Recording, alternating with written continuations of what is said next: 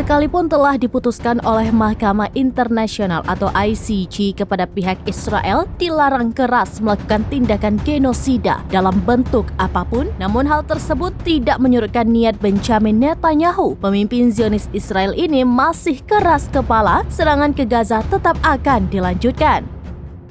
Benjamin Netanyahu mengatakan Israel akan terus melanjutkan perang di Gaza meskipun saat ini sudah ada keputusan ICJ. Tampaknya saat ini tidak ada yang bisa menghentikan Israel dalam melakukan penindasan di Gaza, termasuk Mahkamah Internasional atau ICJ.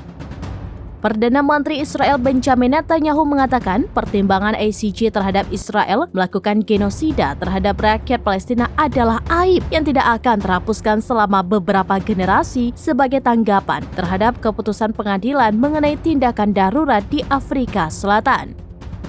ICJ hari ini mengeluarkan keputusan penting bahwa kasus genosida Israel di Gaza yang diupayakan Afrika Selatan.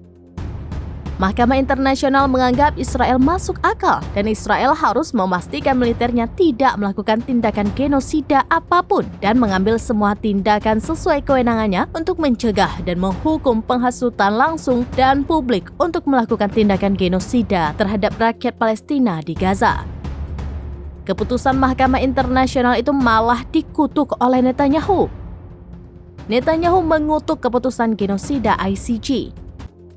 Sebaliknya, Palestina memuji keputusan yang menuntut Israel mengambil langkah-langkah untuk mencegah pasukannya melakukan tindakan genosida di Gaza.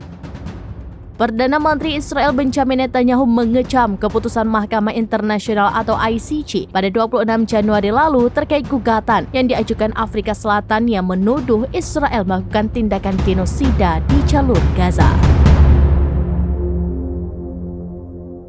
Download Tribun X sekarang, menghadirkan lokal menjadi Indonesia.